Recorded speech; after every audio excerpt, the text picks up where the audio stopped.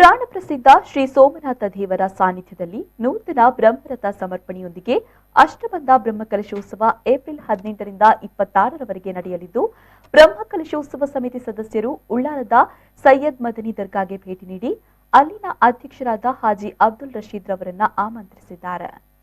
ಈ ಸಂದರ್ಭ ಮಾತನಾಡಿದ ಹಾಜಿ ಅಬ್ದುಲ್ ರಶೀದ್ ರವರು ಸುಮಾರು 1500 ವರ್ಷಗಳ ಇತಿಹಾಸವಿರುವ ಈ ದೇವಸ್ಥಾನ ಉಳ್ಳಾಲ ಪ್ರದೇಶಕ್ಕೆ ಹೆಸರು ತಂದುಕೊಟ್ಟ ಪುಣ್ಯಕ್ಷೇತ್ರ. ಕಳೆದ ವರ್ಷ ಕೊರೋನಾ ಮಹಾಮಾರಿಯಿಂದಾಗಿ ಮುಂದೂಡಲ್ಪಟ್ಟಿತ್ತು. ಆದರೆ ದೇವರ ಯಾವುದೇ ಕಾರ್ಯಕ್ಕೂ ಅವರ ಅನುಮತಿ ಸಮ್ಮತಿ ಸಿಗಬೇಕು. ಈಗ ಆ ಕಾಲ ಮೂಡಿ ಬಂದಿದೆ ಎಂದರು. ಯಾವ ಕಾರ್ಯ ನಡೆಯಬೇಕಿದ್ರೂ ಅದು ದೇವರ ಅನುಗ್ರಹ ಬೇಕು, ದೇವರ ಸಮ್ಮತಿ ಬೇಕು. ಆ ಕಾಲ ಇವತ್ತು ಕೂಡಿ ಬಂದಿದೆ ಅಂತ ನಾನು ನೆನೆಸ್ತೇನೆ. ಹಾಗಾಗಿ ನೂತನ ಬ್ರಹ್ಮರಥ ಸಮರ್ಪಣೆಯೊಂದಿಗೆ ಅಷ್ಟಬಂಧ ಬ್ರಹ್ಮಕಲಶೋತ್ಸವವನ್ನು ಕೂಡ ಈ ಪಾಲಿನಲ್ಲಿ ಈ ಸಮಯದಲ್ಲಿ ಮಾಡಲಿಕ್ಕೆ ಉದ್ದೇಶಿಸಿದ್ದಾರೆ. 2021 ಏಪ್ರಿಲ್ 18ರಿಂದ ಮೊದಲುಗೊಂಡು ಏಪ್ರಿಲ್ 26 ತನಕ ಇಲ್ಲಿ ವಿಶಿಷ್ಟವಾದ ಕಾರ್ಯಕ್ರಮಗಳು ಬೇರೆ ಬೇರೆ ರೀತಿಯಲ್ಲಿ ನಡೆಯಲಿಕ್ಕಿದೆ ಅಂತ ಹೇಳುವಂಥದ್ದನ್ನು ತಮ್ಮ ಆಮಂತ್ರಣ ಪತ್ರಿಕೆ ನೀಡುವುದರೊಂದಿಗೆ ನಮಗೆ ತಿಳಿಸಿದ್ದಾರೆ. ಆ ಭಗವಂತ ಶ್ರೀ ಸೋಮನಾಥ ದೇವಸ್ಥಾನದ ಸನ್ನಿಧಾನ ನಡೆಯುವಂಥ ಎಲ್ಲ ಕಾರ್ಯಕ್ರಮಗಳನ್ನು ಒಂದು ಯಾವುದೇ ವಿಘ್ನ ಇಲ್ಲದೆ ಉತ್ತಮ ರೀತಿಯಲ್ಲಿ ನಡೆಸುವಂಥ ಒಂದು ಭಾಗ್ಯವನ್ನು ಕಲ್ಪಿಸಿಕೊಡಲಿ.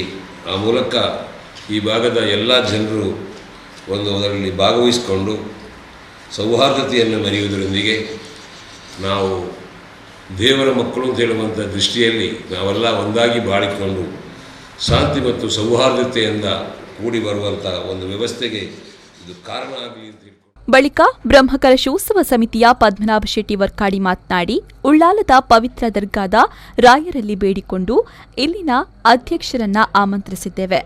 ಈ ಮೂಲಕ ಸಮುದಾಯದ ಬಾಂಧವರು ಎಲ್ಲ ವರ್ಗಗಳ ಜನರು ಈ ಪುಣ್ಯ ಕಾರ್ಯದಲ್ಲಿ ಭಾಗವಹಿಸಬೇಕು ಅಂತ ವಿನಂತಿಸಿದರು.